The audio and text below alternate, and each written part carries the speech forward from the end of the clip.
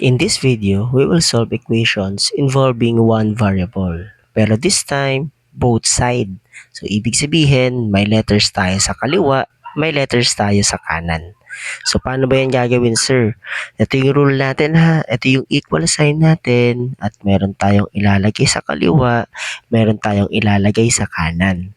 Pero ang rule natin, dapat letters lang ang nasa kaliwa. Tapos, ang nasa kanan ay puro numbers lang dapat. So, every time na makakakita tayo ng mga numbers dito, ililipat natin sa kanan. At by letter, kagaya nito, ililipat natin sa kaliwa. Sige, ipakita natin.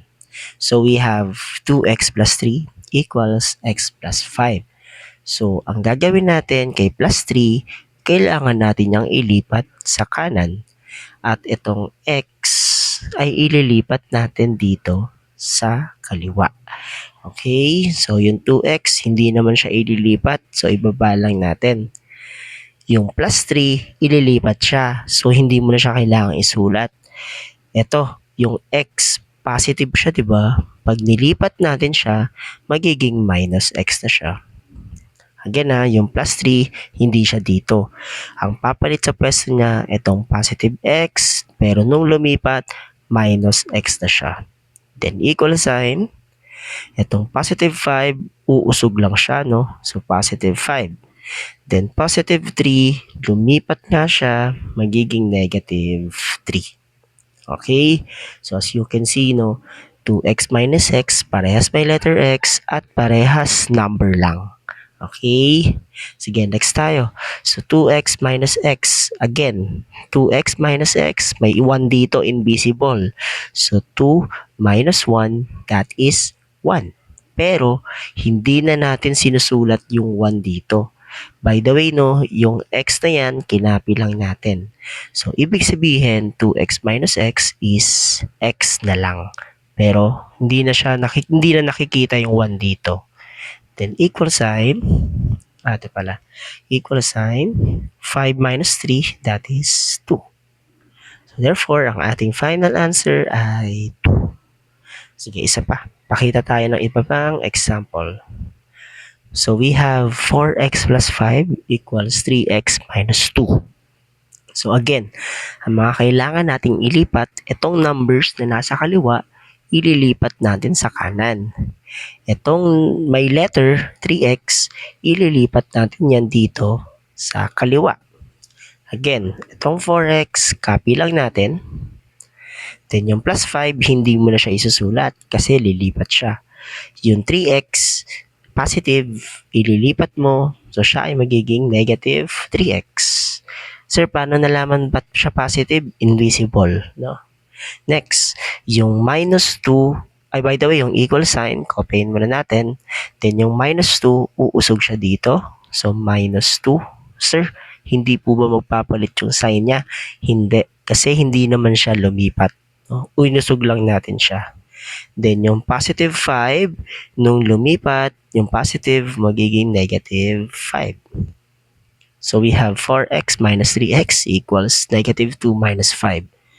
4 minus 3, that is 1. No? So, then yung x, copy na lang. Hindi na natin sinusulat yung 1, no? As 1x, hindi na. Invisible 1 na siya. Then equals negative 2 minus 5. Parehas yung sign, negative and negative, ipa-plus. So, that is 7. So, mas malaki si 5, negative siya, hindi negative 7.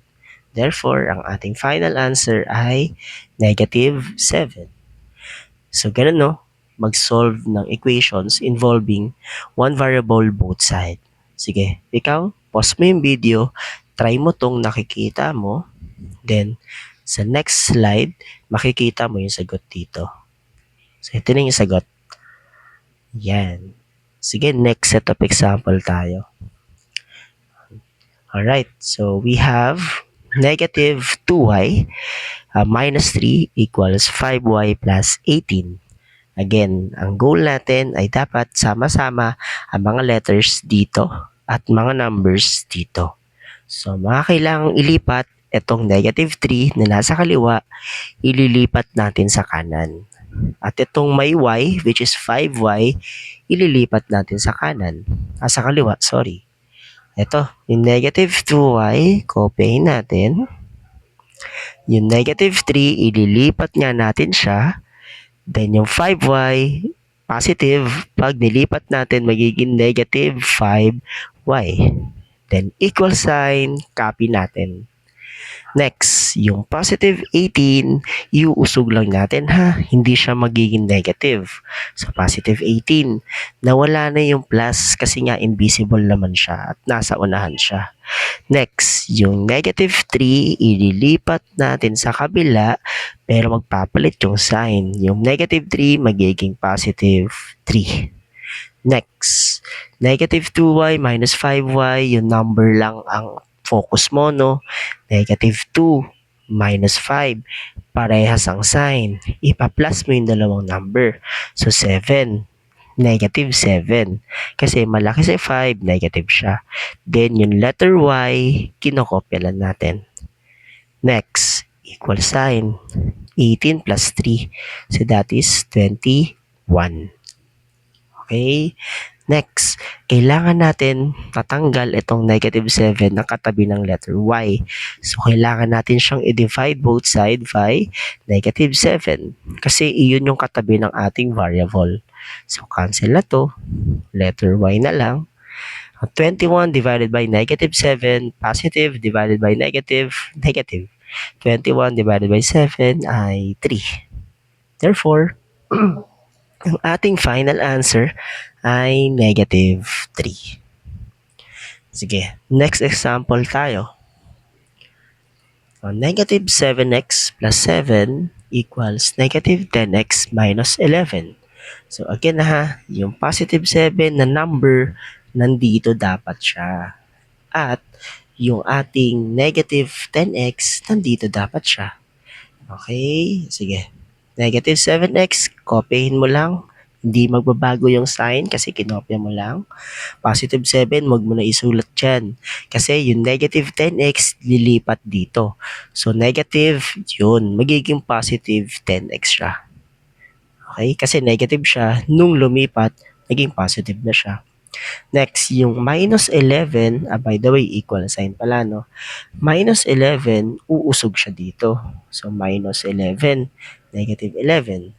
Next, yung positive 7 na lilipat dito, so magiging negative 7. Okay? Next, negative 7x plus 10x. So, yung number lang, no? Negative 7 and positive 10. Magkaiba, no? So, ima-minus mo. So, that is 3. Then, copy yung x. Positive siya dahil si 10 ay malaki. Positive. Therefore, positive. Then, equals negative 11 minus 7. Parehas yung sign kung mapapansin. Kaya, ipa-plus natin. So, that is negative 18.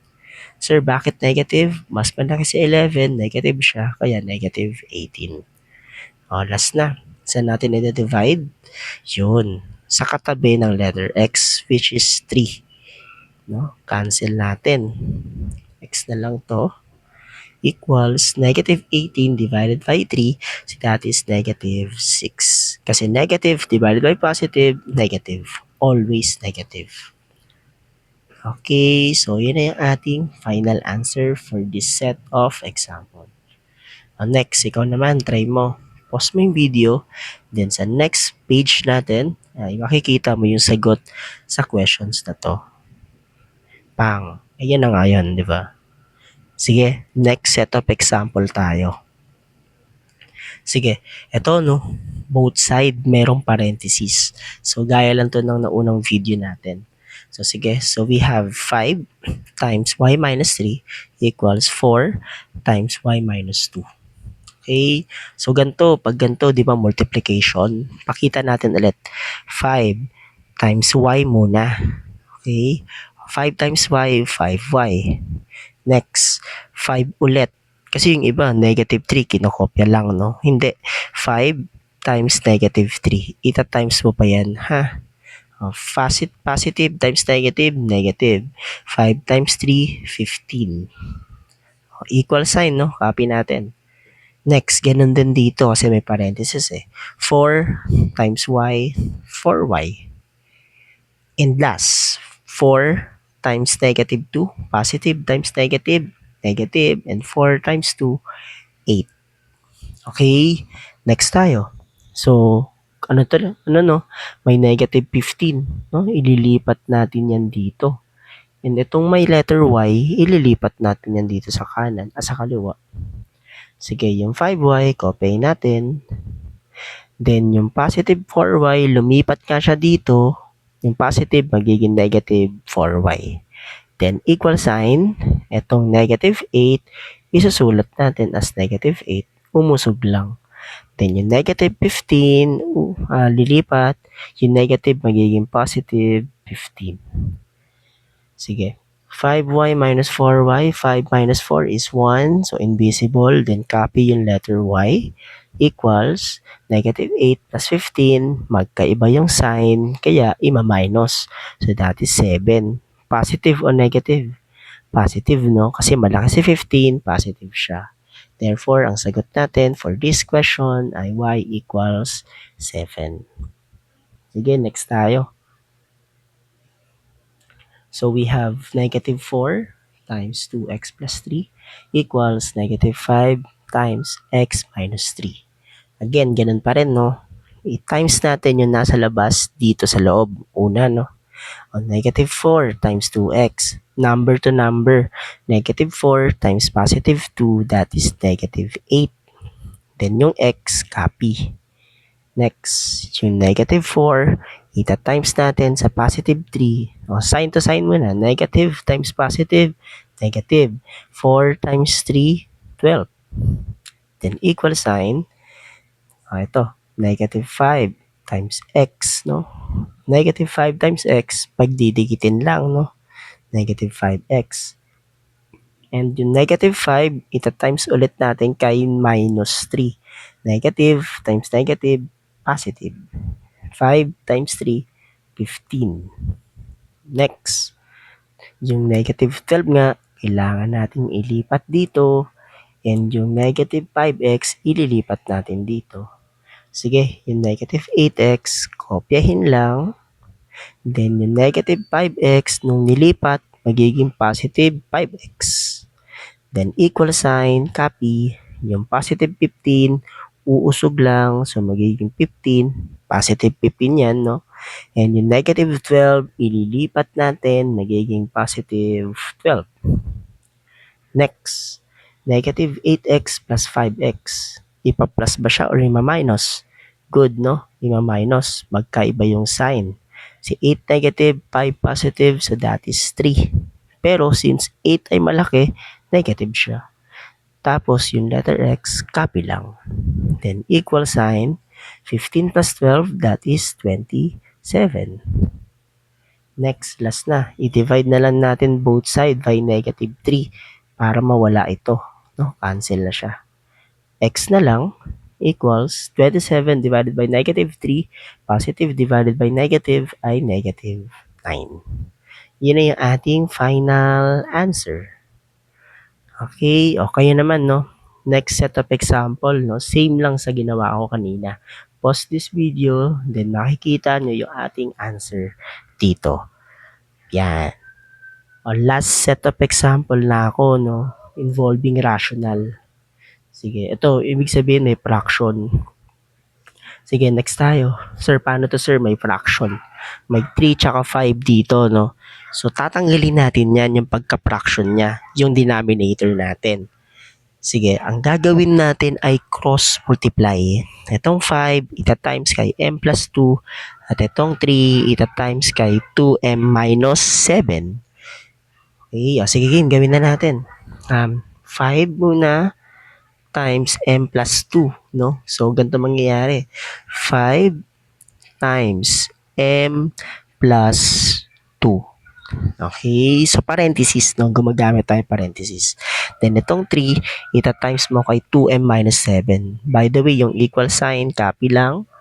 Then, yung 3 times 2m minus 7. So, yung multiplication, ginamitan ko ng parenthesis, ha? Next, itong 5, ita-times natin kay m muna. So, 5 times m ay 5m. Then, Itong 5 ulit, ita-times natin kay positive 2. Positive times positive, positive. 5 times 2, 10. Then equal sign, dito same lang, no? 3 times 2m, number to number. 3 times 2 ay 6. Then copy natin yung letter M. Next, 3 times negative 7. So, positive times negative ay negative. 3 times 7 ay 21. Next, kung mapapansin nyo, no, yung mga example natin noong una, bumabalik lang, no? Bine-breakdown lang natin. Next, yung positive 10, dito natin, iuusog yan, no? Ililipat natin. Then yung 6m, ililipat natin dito. Next, yung 5m, copy lang. Then yung 6m na positive, ililipat, no? So, negative 6m. Equal sign, copy. Then yung negative 21, usog lang natin. Hindi magbabago yung sign. Pero yung positive 10, nung nilipat natin, magiging negative 10. Next, last step na, no? 5 minus 6, that is 1, tama ba? Pero siya ay negative. Mas malaki kasi si 6 eh. So, negative 1m or 0. Sabi mo, bawal lang 1, invisible na. Yan, sige, negative m, pwede naman. Wait lang, iusog lang natin, no? Ayan, negative m equals negative 21 minus 10. So, ipa-plus ba siya yung minus? Ipa-plus, no? Parehas ang sign nila. So, that is negative 31.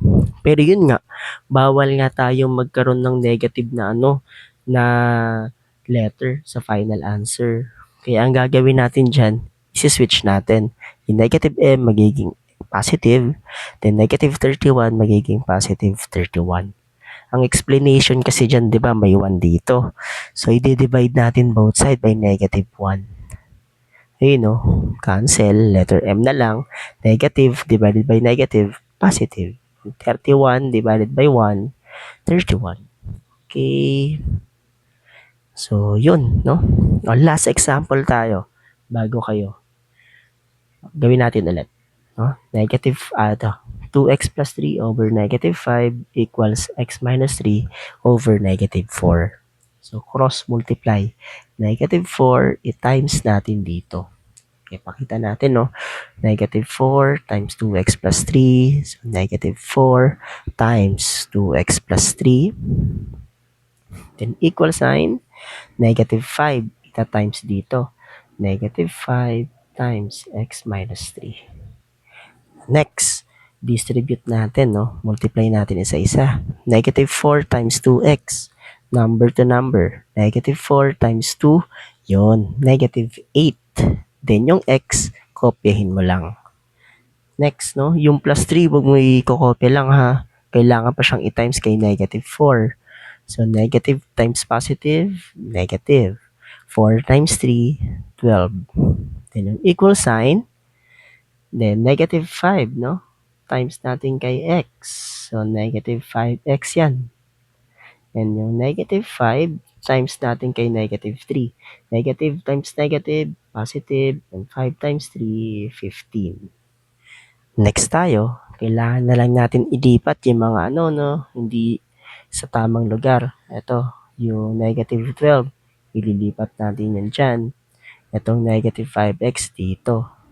Itong negative 8x, hindi naman siya lumipat, kaya kinokopya ko lang. Okay, yung negative 12, huwag mong kopyahin dyan. Kasi ang papalit dyan, ito, si negative 5x.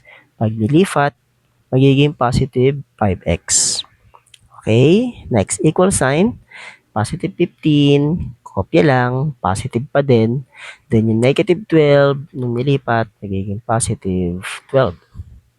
Next, negative 8x plus 5x, so magkaiba yung sign, therefore negative 3, minus. Copy yung letter x. Then equal sign, 15 plus 12, 27. Last step na tayo, no? So, i-divide na lang natin both side by negative 3. Wow, ang galing, no? Narinig kita. X equals negative 9. So, yun ang ating final answer for this set of questions. Ngayon, this time, no, pakita mo kung sino ka. So, solve mo to, pause mo yung video, tapos i-reveal ko yung answer. Pang. Ayan yung answer. So, thank you for watching. Pasensya na sa asu.